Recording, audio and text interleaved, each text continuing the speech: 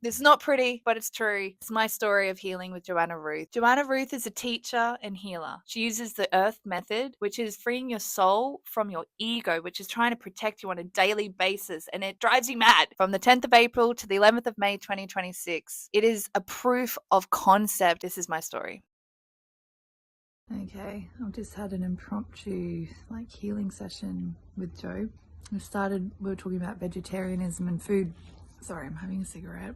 And I don't even know if I want it anymore. It's just something that I've reached for, because what just happened was I released a really big one. It was a big emotional wound that I've been carrying for 30 years. That wound is around when my mum and dad got divorced. There was a night that the violence in the house got so bad that we had to flee our home. My dad was drunk and had hit my mum really bad, and we had to sleep in the car. I'm one of 4 girls. I'm the middle. My mum had been hit, so we went to the police station. She drove us to Kendra police station, and I realized in that moment that I had to shut up. I had to take on responsibility for my younger sisters in particular. My older sister also has issues, probably from this night, but she saw more. But this is my memory being really deep. Joe had to go for an hour talking to me, trying to get my ego to see it. And like I said, it started with food, something so innocent. And then I'll show you. Here's a fantastic representation of what we just went through. So she drew me this. Hope you can see it. So this is me. And when you are aligned, you live in your soul self. But what happens as we go through childhood and grow up, we put on this cloak, we mask, and these are energetic frequencies, magnets, that get put in our field. Childhood trauma, basically. Trauma, it doesn't have to be in childhood, but usually it does. Puberty, teenage years, we get these attachments. So what we went on today was when they're further away, they're harder to see. They're usually deeply embedded, and that's this one. You probably can't read it because it's upside down, but my what I learned from that experience, my 6-year-old self had developed this belief that I'm too much, that I need to shrink. There's guilt for being here, just being alive, because in that moment my mum needed us to be quiet, and she was going through her stuff. I don't want the responsibility of being alive. How does that relate to food? But it did, because of my vegetarianism. I want to have a lesser impact. I have so much humanity for animals, but not for myself. That's where it started. She was able, from that, to get me to release something so big. I'm still processing it. She's just left, and it's so true. I cried, because that's actually part of the healing. You want to get to the point where it's released. And you know what did it? A hug. My ego was fighting with her. Nah, I'm okay. It's not that bad. I don't have guilt. What are you talking about? I'm conscious of my life.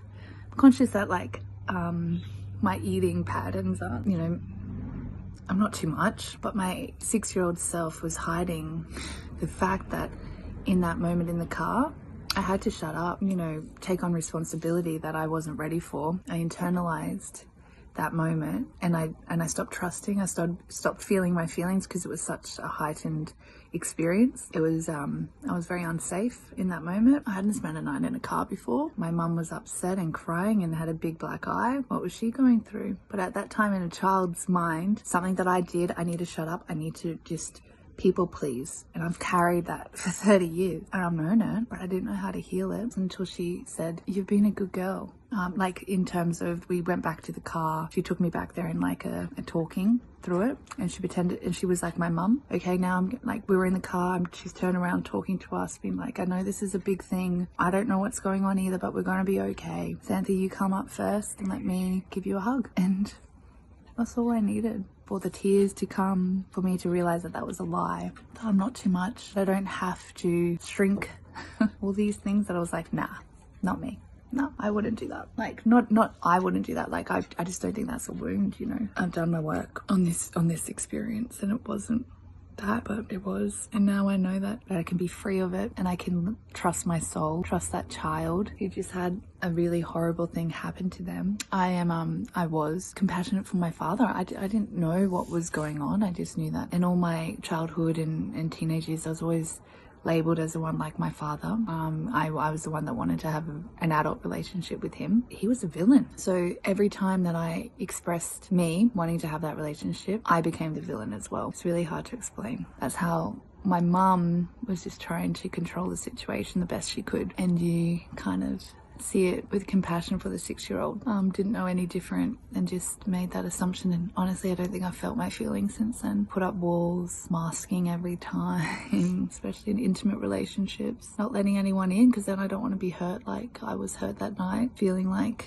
everything was so crazy that I just couldn't feel that again. So my ego did really good at protecting me to the point where I've limited myself and diminished my light, but not anymore. Thank you, Joe. One hug can really release so much pain. So I'm going to integrate everything. Journal, just had something to eat, cigarette. I don't even know if I want to smoke anymore. Like that was something connected to that past way of like coping. If I can do it, you can do it. Healing into harmony, feeling and community, made for you of course by Millennial Force.